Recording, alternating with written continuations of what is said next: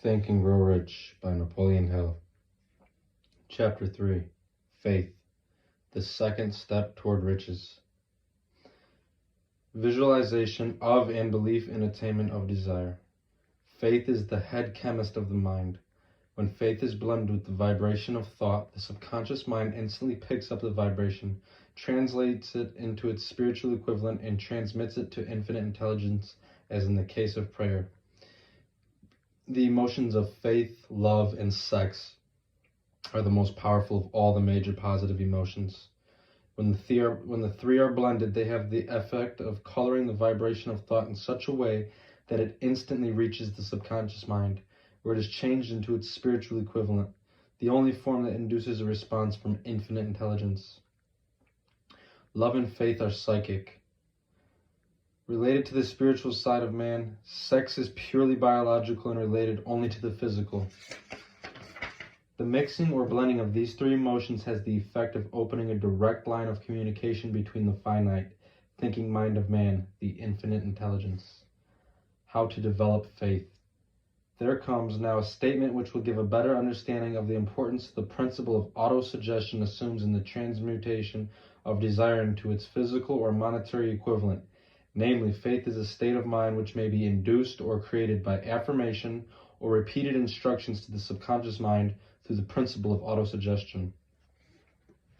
As an illustration, consider the purpose for which you are, presumably reading this book.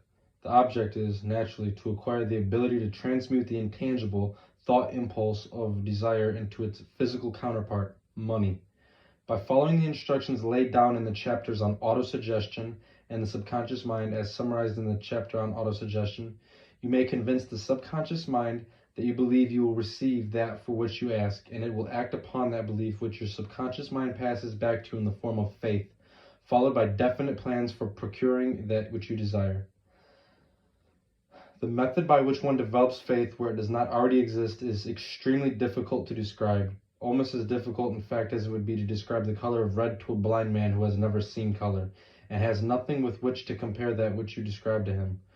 Faith is a state of mind which you may develop at will, after you have mastered the 13 principles, because it is a state of mind which develops voluntarily through application of these principles. Repetition of affirmation of orders to your subconscious mind is the only known method of voluntary development of the emotion of faith.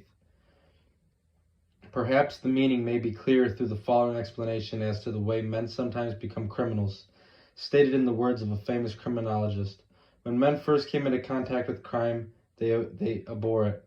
If they remain in contact with crime for a time, they become accustomed to it and endure it. If they remain in contact with it long enough, they finally embrace it and become influenced by it. This is the equivalent of saying that any impulse of thought which is repeatedly passed on to the subconscious mind is finally accepted and acted upon by the subconscious mind, which proceeds to translate that impulse into its physical equivalent by the most practical procedure available. In connection with this, consider again the statement, all thoughts which have been emotionalized, given feeling, and mixed with faith begin immediately to translate themselves into their physical equivalent or counterpart. The emotions or the feeling portion of thought are the factors which give thoughts vitality, life, and action. The emotions of faith, love, and sex, when mixed with any thought impulse, give it greater action than any of these emotions can do singly. Not only thought impulses which have been mixed with faith, but those which have been mixed with any of the positive emotions or any negative emotions may reach and influence the subconscious mind.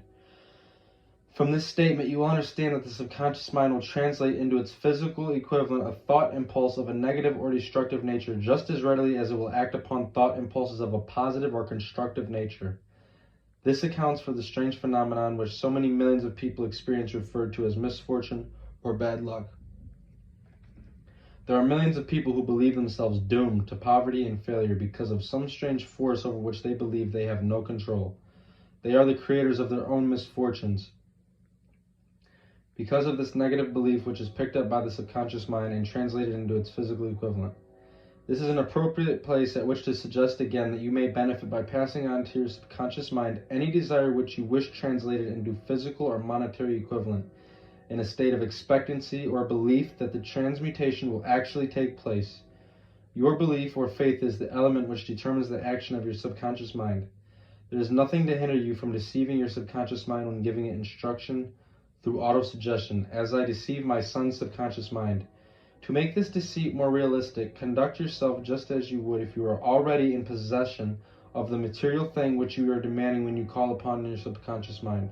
The subconscious mind will transmute into its physical equivalent by the most direct and practical media available any order which is given to it in a state of belief or faith that the order will be carried out. Surely enough has been stated to give a starting point from which one may, through experiment and practice, acquire the ability to mix faith with any order given to the subconscious mind. Perfection will come through practice. It cannot come merely by reading instructions. If it be true that one may become a criminal by association with crime, and this is a known fact, it is equally true that one may develop faith by voluntarily suggesting to the subconscious mind that one has faith. The mind comes finally to take on the nature of the influences which dominate it. Understand this truth and you will know why it is essential for you to encourage the positive emotions as dominating forces of your mind, and discourage and eliminate negative emotions. A mind dominated by positive emotions becomes a favorable abode for the state of mind known as faith. A mind so dominated may, at will, give the subconscious mind instructions which it will accept and act upon immediately. Faith is a state of mind which may be induced by autosuggestion. All down the ages, the religionists have admonished struggling humanity to have faith in this, that, and other dogma or creed, but they have failed to tell people how to have faith. They have not stated that faith is a state of mind and that it may be induced by self-suggestion. In language which any normal human being can understand, we will describe all that is known about the principle through which faith may be developed, where it does not already exist. Have faith in yourself, faith in the infinite.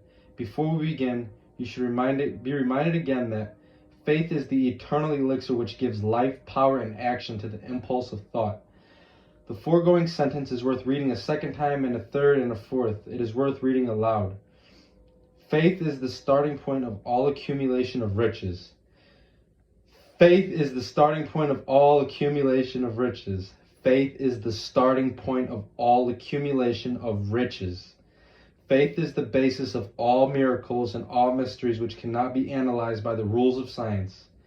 Faith is the only known antidote for failure. Faith is the element, the chemical, which when mixed with prayer, gives one direct communication with infinite intelligence. Faith is the element which transforms the ordinary vibration of thought created by the finite mind of man into the spiritual equivalent. Faith is the only agency through which the cosmic force of infinite intelligence can be harnessed and used by man. Every one of the foregoing statements is capable of proof. The proof is simple and easily demonstrated. It is wrapped up in the principle of autosuggestion. Let us center our attention, therefore, upon the subject of self-suggestion and find out what it is and what it is capable of achieving.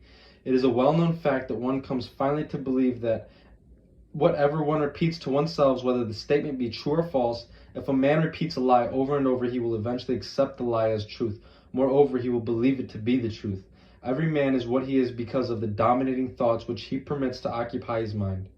Thoughts which a man deliberately places in his own mind and encourages with sympathy, and with which he mixes any one or more of the emotions with, constitute the motivating forces which direct and control his every movement, act, and deed. Comes now a very significant statement of truth. Thoughts which are mixed with any of the feelings of emotion constitute a magnetic force with which attracts the vibrations of the ether, other similar or related thoughts. A thought thus magnetized with emotion may be compared to a seed which, when planted in fertile soil, germinates, grows, and multiplies itself over and over again, until that which was originally one small seed becomes countless millions of seeds of the same brand. The ether is a great cosmic mass of eternal forces of vibration. It is made up of both destructive vibrations and constructive vibrations. It carries at all times vibrations of fear, poverty, disease, failure, misery, and vibrations of prosperity, health, success, and happiness, just as surely as it carries the sound of hundreds of orchestrations of music and hundreds of human voices, all of which maintain their own individuality and means of identification through the medium of radio. From the great storehouse of the ether, the human mind is constantly attracting vibrations which harmonize with that which dominates the human mind. Any thought, idea, plan, or purpose which one holds in one's mind attracts. The vibrations of the ether, a host of its relatives, add these relatives to its own force and grows until it becomes the dominating, motivating master of the individual in whose mind it has been housed. Now let us go back to the starting point and become informed as to how the original seed of an idea, plan, or purpose may be planted in the mind. The information is easily conveyed. Any idea, plan, or purpose may be placed in the mind through repetition of thought. This is why you are asked to write out a statement of your major purpose or definite chief aim, commit it to memory, and repeat it in audible words day after day until these vibrations of sound have reached your subconscious mind. We are what we are because of the vibrations of thought which we pick up and register through the stimuli of our daily environment. Resolve to throw off the influence of any unfortunate environment and build your own life to order, taking inventory of mental assets and liabilities. You will discover that your greatest weakness is a lack of self-confidence. This handicap can be surmounted and timidly translated into courage through the aid of the principle of autosuggestion. The application of this principle may be made through a simple arrangement of positive thought impulses, stated in writing, memorized, and repeated until they become a part of the working equipment of the subconscious faculty of your mind.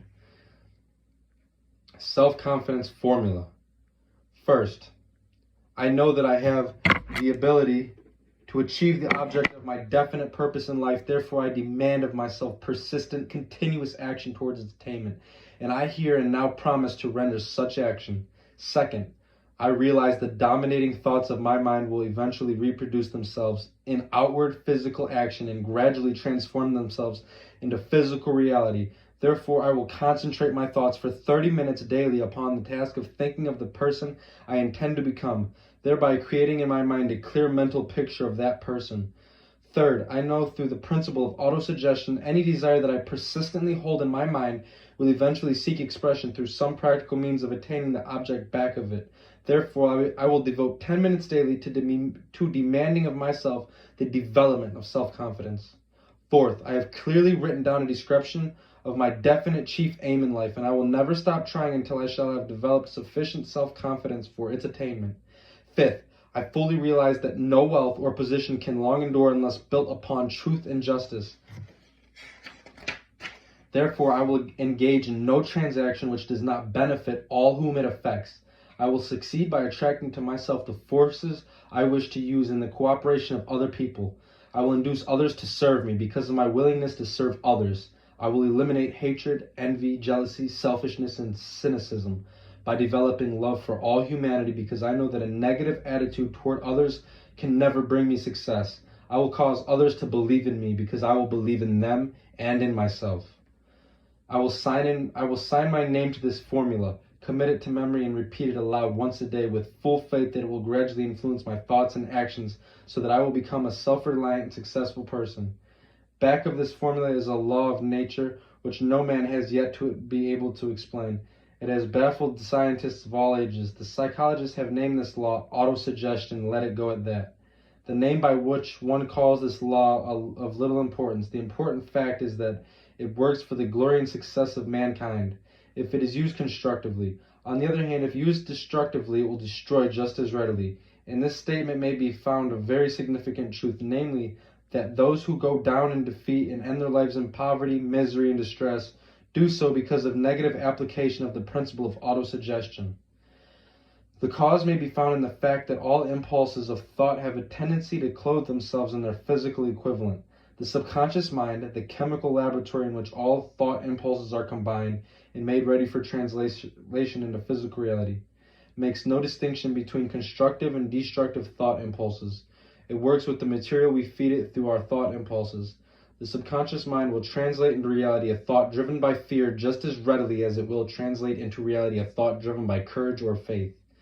The pages of medical history are rich with illustrations of cases of suggestive suicide. A man may commit suicide through negative suggestion just as effectively as by any other means. In a Midwestern city, a man by the name of Joseph Grant, a bank official, borrowed a large sum of the bank's money without the consent of the directors. He He lost the money through gambling. One afternoon, the bank examiner came and began to check the amounts. Grant left the bank, took a room in a local hotel, and when they found him 3 days later, he was lying in bed, wailing and moaning, repeating over and over these words. In a short time, he was dead. The doctors pronounced the case of one of mental suicide.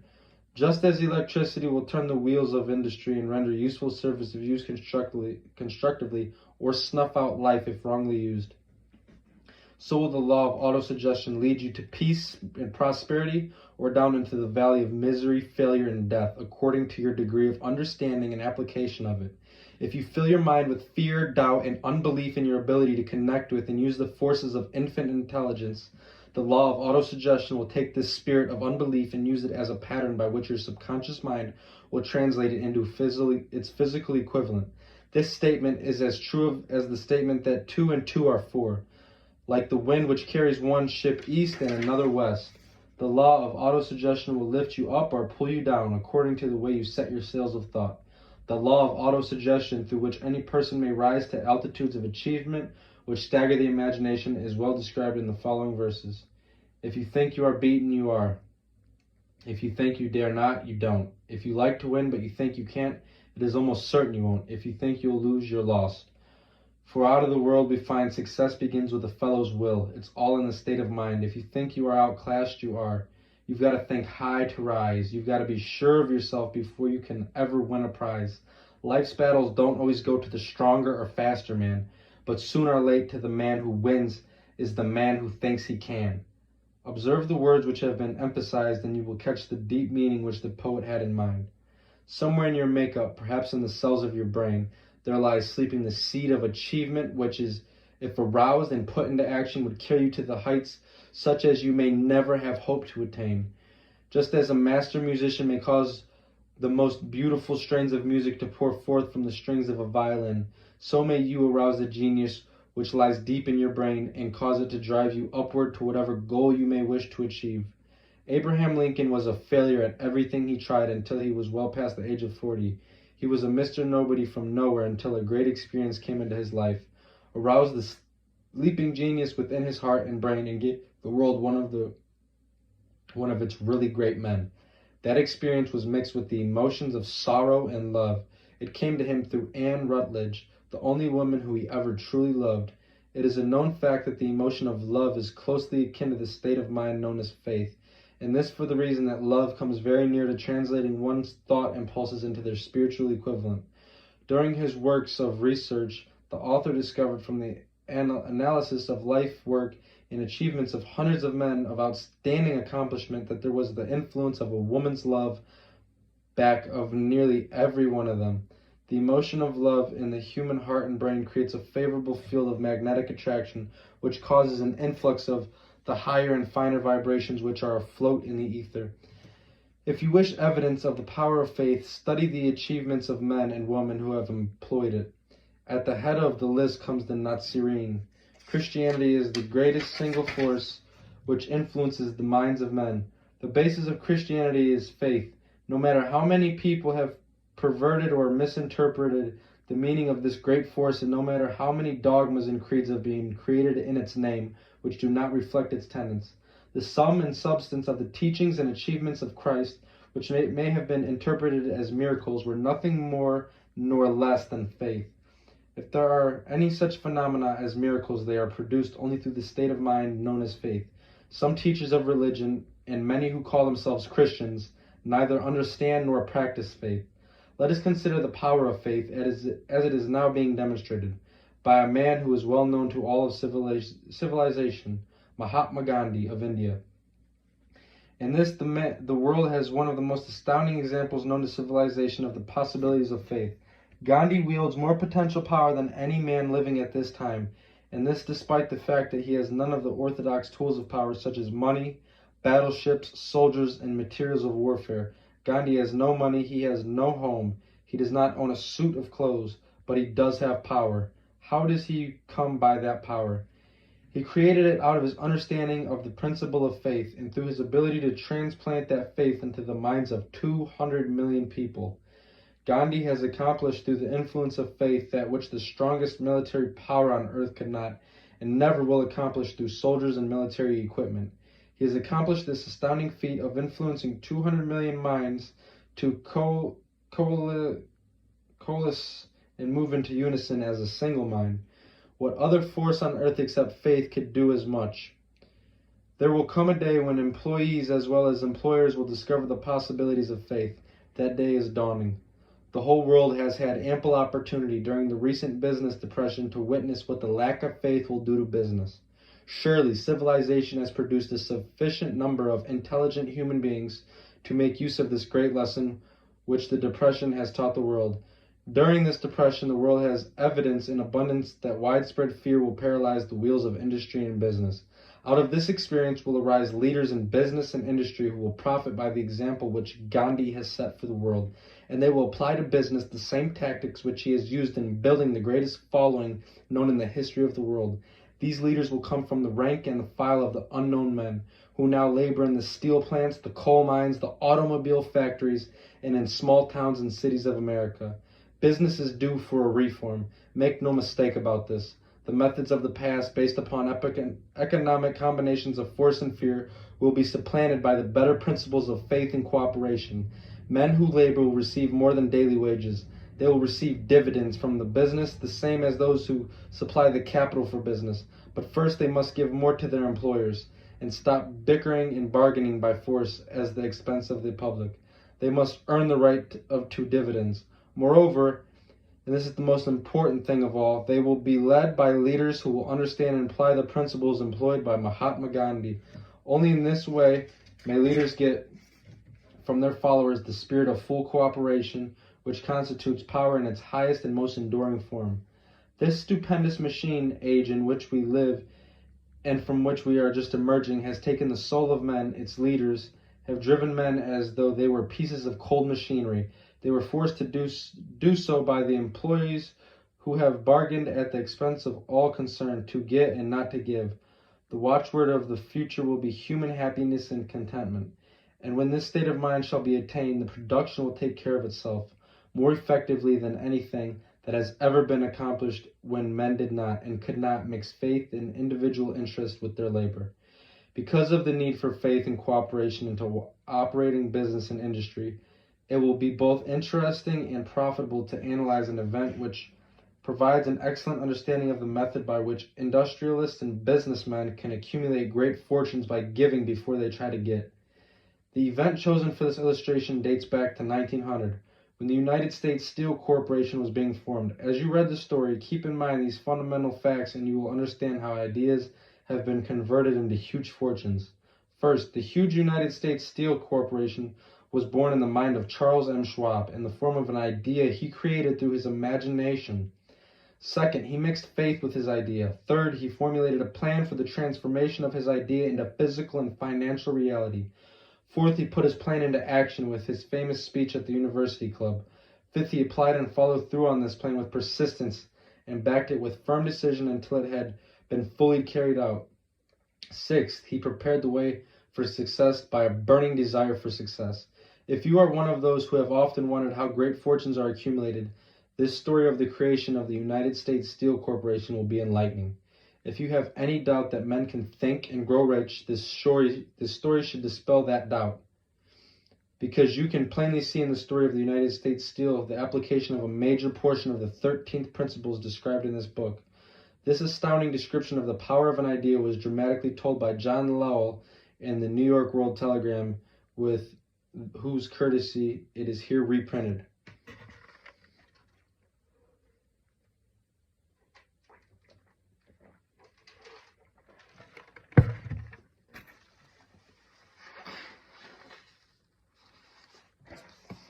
A pretty after-dinner speech for $1 billion. When on the evening of December 12, 1900, some 80 of the nation's financial nobility gathered in the banquet hall of the University Club on Fifth Avenue to do honor to a young man from out of the West, not half a dozen of the guests realized that they were witness to the most significant episode in American industrial history. J. Edward Simmons and Charles Stuart Smith, their hearts full of gratitude for the lavish hospitality bestowed on them by Charles M. Schwab during a recent visit to Pittsburgh, had arranged the dinner to introduce the 38-year-old steelman to Eastern banking society, but they didn't expect him to stampede the convention.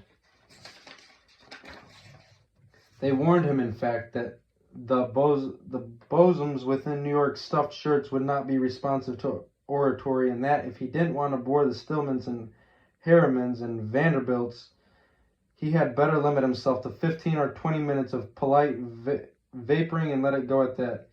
Even John Pierpont Morgan, sitting on the right hand of Schwab, as became his imperial dignity, intended to grace the banquet table with his presence only briefly. And so far as the press and public were concerned, the whole affair was of so little moment that no mention of it found its way into the print the next day. So the two hosts and their distinguished guests ate their way through the usual 7 or 8 courses. There was little conversation, and what there was of it was restrained. Few of the bankers and brokers had met Schwab, whose career had flowered along the banks of the Monongahela, and none knew him well. But before the evening was over, they, and with them Money Master Morgan, were to be swept off their feet, and a billion-dollar baby, the United Steel Corporation, was to be conceived. It is perhaps unfortunate for the sake of history that no record of Charlie Schwab's speech at the dinner ever was made. He repeated some parts of it at a later date during a similar meeting of Chicago bankers, and still later when the government brought suit to dissolve the Steel Trust, he gave his own version from the witness stand of the remarks that stimulated Morgan into a frenzy of financial activity. It is probable, however, that it was a homely speech, somewhat ungrammatical, for the necessities of language never bothered Schwab, full of epigram and threaded with wit, but aside from that it had a galvanic force and effect upon the 5 billions of estimated capital that was represented by the diners. After it was over and the gathering was still under its spell, although Schwab had talked for 90 minutes, Morgan led the operator to a recessed window where, dangling their legs from the high, uncomfortable seats, they talked for an hour more. The magic of the Schwab personality had been turned on full force, and what was more important and lasting was the full-fledged, clear-cut program he laid for the aggrandizement of steel. Many other men had tried to interest Morgan in slapping together a steel trust after the pattern of biscuit, wire, and hoop, sugar, rubber, whiskey, oil, or chewing gum combinations. John W. Gates, the gambler, had urged it, but Morgan distrusted him. The Moore boys, Bill and Jim, Chicago stock jobbers who had glued together a match trust and a cracker corporation, had urged it and failed. Albert H. Gary, the sanctimonious court country lawyer, wanted to foster it, but he wasn't big enough to be impressive until Schwab's eloquence took J.P. Morgan to the heights from which he could visualize the solid results of the most daring financial undertaking ever conceived. The project was regarded as a delicious dream of easy-moneyed crackpots, the financial magnetism that began a generation ago to attract thousands of small and sometimes inefficiently managed companies into large and competition-crushing combinations had become operative in the steel world through the devices of that jovial business pirate John W. Gates. Gates already had formed the American Steel and Wire Company out of a chain of small concerns, and together with Morgan had created the Federal Steel Company. The National Tube and American Bridge Companies were two more Morgan's concerns, and the Moore brothers had forsaken the match and cookie business to form the American Group, Tin Plate, Steel Hoop, Sheet Steel, and the National Steel Company. But by the side of Andrew Carnegie's gigantic vertical trust, a trust owned and operated by 53 partners, those other combinations were picayune. They might combine to their heart's content, but the whole lot of them couldn't make a dent in Carnegie's organization, and Morgan knew it. The eccentric old Scot knew it too. From the magnificent heights of Skibo Castle he had viewed, first with amusement and then with resentment, the attempts of Morgan's smaller companies to cut into his business. When the attempts became too bold, Carnegie's temper was translated into anger and retaliation. He decided to duplicate every mill owned by his rivals. Hitherto, he hadn't been interested in wire, pipe, hoops, or sheet. Instead, he was content to sell such companies the raw steel and let them work it into whatever shape they wanted. Now, with Schwab as his chief and able lieutenant, he planned to drive his enemies to the wall. So it was that, in the speech of Charles M. Schwab, Morgan saw the answer to his problem of combination. A trust without Carnegie, giant of them all, would be no trust at all, a plum pudding, as one writer said, without the plums.